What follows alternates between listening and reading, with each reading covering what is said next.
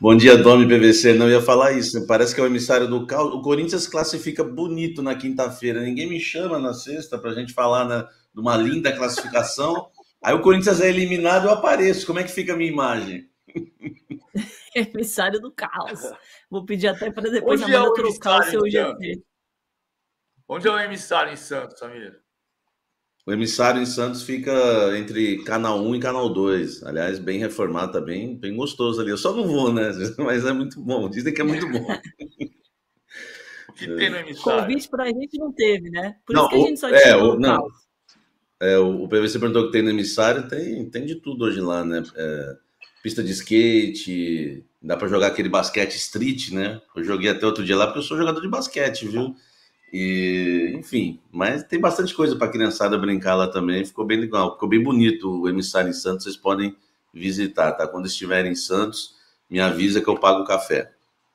E por que o emissário chama Olá, mas emissário? queremos imagens, hein? A gente não acredita nessa sua de jogador de basquete assim tão simples, não. Queremos provas.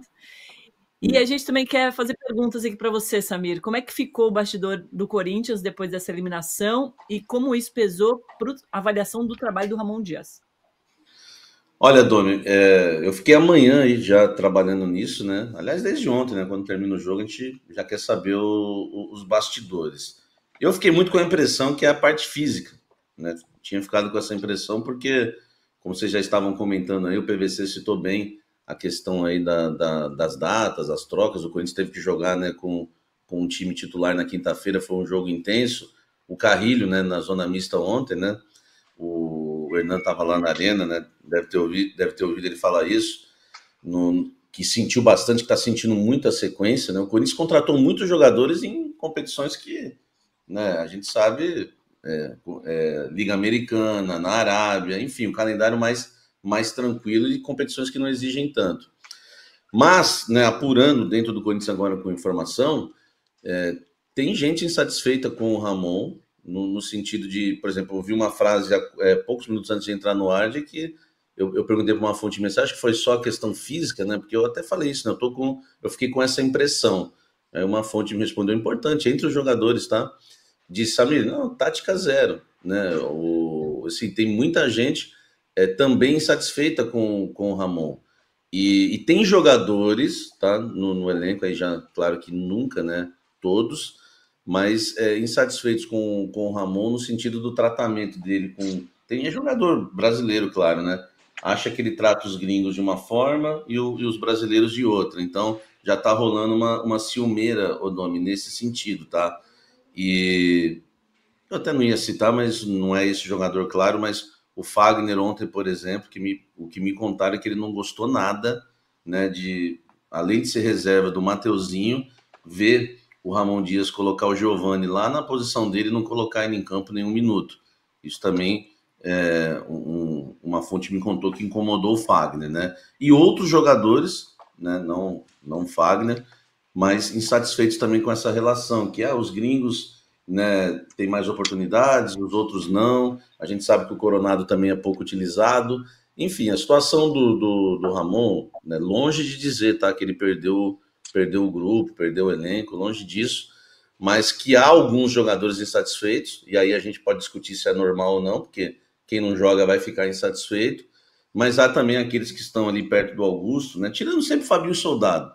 Fabinho Soldado é sempre o dirigente mais sensato ali do Corinthians, que sempre está querendo, né, acalmar os ânimos ali de todos, enfim, quando há uma pressão até para derrubar técnico, ele sempre dá uma acalmada, segura a onda, mas tem gente sim satisfeita com o Ramon Dias, né, por vários jogos, né, São Paulo, Flamengo, inclusive, né, me falaram que ele errou, né, eu vi essa frase, né, ele errou nos 2 jogos contra o Flamengo, então há insatisfação sim com o Ramon Dias e, claro, né, a permanência dele vai depender dos resultados, né, especificamente no Campeonato Brasileiro. Se até você ficou insatisfeito que não veio na sexta-feira, Samir, imagina os jogadores que agora tem um monte para as posições. Mas, PVC, o Depay fez falta no jogo, você achou? O Depay não pôde ser inscrito porque não tem expediente na CBF no sábado para inscrever jogador, só para mudar a data de jogo. Por causa disso. Faz falta, claro que faz falta. O Depay é um jogador que faz diferença. Ele tem dado passe para gol, fez gol de falta na semana passada. Agora, eu acho que tem um ponto que eu acho uma crueldade botar a culpa no Ramon Dias, mesmo que você diga, o Ramon Dias podia ter mais repertório tático, concordo. Se você passou 72 minutos sem conseguir levar perigo ao gol do Flamengo, é porque faltou repertório tático. Estou de acordo com isso. Só entendo que se você pegar um time que ontem jogou, Hugo Souza, foi contratado dia 2 de julho, não é que chegou. Estou falando de um time que 3 meses atrás, hoje é dia 21 de outubro. 3 meses atrás, o time não tinha Hugo, não tinha José Martínez, não tinha Charles, não tinha Thales Magno e não tinha André Ramalho. Acho que ele comete erros como, por exemplo, não colocar o Carrilho, que no dia 10 de setembro não tinha André Carrilho. 40 dias atrás não tinha Carrilho. Hoje o Carrilho é o melhor jogador do time e o Ramon Dias errou ao não colocar o Carrilho para jogar. Mas 40 dias atrás não tinha André Carrilho. Então, é que eu acho só que, com todos os erros que a gente sabe que o Ramon Dias comete, e o Ramon Dias é um técnico que tem uma história incrível no futebol, foi campeão da Libertadores pelo River Plate, foi campeão argentino pelo River Plate, lançou uma geração de grandes jogadores como o Aimar, Galhardo, ajudou na contratação do Lúcio Gonzalez, num grande River Plate do final dos anos 90, começo dos 2000, e foi campeão da Libertadores em 96 e da Supercopa em 97. Com toda a história, a gente sabe que o Ramon Dias é um técnico envelhecido, sabemos. Agora, a culpa é do Ramon Dias, num Corinthians, que 3 meses atrás não tinha metade do time que tem hoje? Esse time, então, chegaram os jogadores, logo o Ramon Dias tinha que fazer esse time jogar assim, estalar os dedos e sair jogando. Cara, o Corinthians tem uma sucessão de erros no ano inteiro. O técnico pega essa sucessão de erros e ele não consegue livrar da sucessão de erros, comete alguns deles, eu estou de acordo. Mas a culpa do Corinthians, hoje, não é do técnico. Basta dizer que ele é o terceiro técnico do ano. É o terceiro técnico do ano. O Paulo Moreira diz aqui que só a imprensa paulista hoje tinha que ter o Renato Maurício Prado. A gente até queria, mas ele sabe que horas que ele foi dormir, né, o Renato? E o... Cadê? Peraí. Aqui, ó, André Belges. Lá vem a agenda positiva para justificar a desclassificação.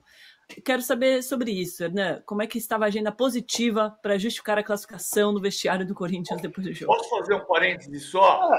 O Vasco bater palma para o time, gritar Vasco, Vasco, Vasco, depois de ser eliminado, é agenda positiva? Ou não aconteceu? Não aconteceu. São Januário não gritou Vasco com o Vasco eliminado. Isso é agenda positiva? Boa, PVC. Ontem os jogadores se reuniram no gramado, foram agradecer a Fiel. A Fiel aplaudiu, alguns torcedores também que ficam ali no túnel, ali, torcedores que ficam mais na numerada, ali nas cadeiras, eles foram dar apoio. Obviamente agora o objetivo maior é a zona do rebaixamento. E assim, a sensação no vestiário, e depois eu conversei com 2 pessoas que estavam lá dentro, a sensação dos jogadores, o papo entre eles era de muita lamentação no sentido assim, cara, dava para ter chegado na final. Lamentação assim do tipo, beirando a uma indignação, tipo, porra, dava para ter chegado na final, sabe? Pô, faltou pouco ali, sabe? Uma cobrança ali entre eles, um papo ali entre eles, não ríspido, mas assim, uma chateação, uma lamentação mesmo, que dava para ter classificado com um a mais, né, uma reflexão ali, e claro, isso, quem estava ali dentro sente que isso pode virar algo positivo, né? Obviamente que ninguém queria ter saído, todos eles queriam estar na final, mesmo o Corinthians nessa dificuldade de zona de rebaixamento, de fantasma de Série B. Todo mundo queria estar na final da Copa do Brasil, projetando o jogo contra o Galo, dentro do Corinthians, obviamente. Mas o sentimento do vestiário, de não ser aquela coisa de derrota, de para baixo, agora ferrou tudo e tal, viram algo positivo para o time responder ao torcedor do Corinthians. O que o torcedor tem feito, batendo recorde de público ontem, mais uma vez na Arena, né, que era o jogo do São Paulo e agora bateu ontem 46.997 torcedores ontem, o time sente que isso pode ser positivo para responder onde mais precisa, que é no Campeonato Brasileiro. Esse foi o sentimento ontem, pelo menos das duas pessoas que eu conversei que estiveram no vestiário. Vou pedir para a Amanda colocar a tabela de classificação na parte de baixo para a gente analisar, Samir, porque o Corinthians chegou a sair do Z4, mas aí o Vitória ganhou do Red Bull Bragantino e voltou, está em 17º com 32 pontos. A vitória, né, do time baiano acabou, né, colocando o Corinthians novamente na zona do rebaixamento. Essa questão que o Hernan falou, a gente precisa entender uma coisa, né? O Ramon Dias ontem, para mim, errou na escalação, mudou o esquema tático, né? Não sei se a gente vai ter a prancheta do PVC, mas ele ontem mudou o esquema. Achei desnecessário mudar um esquema num jogo decisivo, e eu acho que isso daí pesou bastante, e concordo com o PVC na questão do Carrilho, até porque o Carrilho não jogou na data FIFA, né? Poderia ter sido titular, e é hoje um jogador importantíssimo no Corinthians. O José Martínez é instável, fez uma partida muito ruim contra o Atlético Paranaense. Ontem até fez um bom primeiro tempo, mas não dá para confiar muito. Agora fica essa questão, os jogadores, o Hernan falou, os jogadores sentem que dá, mas ontem foi um time totalmente apático. Faltou tática, faltou vontade, faltou físico, faltou coragem, faltou muita coisa no time do Corinthians ontem. Um time que, se a gente for ver os números, eu lembro de um chute do Yuri Alberto, aquele que o Bidu dá um belo passe para ele, né, por elevação, e ele chuta de canhota. Um time que não criou nada. E uma coisa que a gente precisa falar, Rodrigo Garro, camisa 10, que todo mundo acha que é craque. Enfim, já são 5 ou 6 jogos que ele simplesmente se escondeu.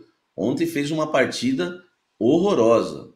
Só no segundo tempo eu me recordo de 3 contra-ataques que ele deu para o Flamengo. Só que acontece, todo mundo vive de melhores momentos, que nem ontem eu liguei na transmissão da Globo, comentarista, tem que marcar o Garro, é o jogador que tem feito a diferença. Desculpa os colegas, mas não estão vendo os jogos do Corinthians. O Garro está escondido há 6 jogos. E se você perguntar para qualquer torcedor, ele sabe responder isso. Mas a gente tem que ficar atento, não ficar nos clichês. O camisa 10 que decide. Porque ele faz gol. Ele fez o gol contra o Atlético Paranaense, mas não fazia também há algum tempo. Mas a questão é que em campo, o Garro não vem jogando há muito tempo. É um meio que gosta de... para jogar no meio, mas gosta de cair pelos lados, erra muito passe. Enfim, tá se escondendo ali na linha entre os volantes e os zagueiros. Então o Garro, também não dá pra gente colocar só a culpa no Ramon Dias. O torcedor corintiano acha que ele é o craque, é o camisa 10 que vai decidir. Ele não é. Ele é um bom coadjuvante, mas ele não é o craque do time, né? O craque é o Memphis, que ontem não pôde estar em campo. Ele fui muito emissário agora? Se eu fui muito emissário, vocês me avisam, desculpa. Não. Vamos por parte só. Vamos só arredondar os números aqui, que eu acho legal. Eu acho que assim, o Corinthians teve 2 chances concretas. 2 chances concretas. A bola do Yuri Alberto, que você citou, que ele recebe do Matheus Bidu e bate cruzado, a bola passa perto. E o chute do Giovani no final. Foram os 2 lances. Mas o Corinthians finalizou certo 7 vezes.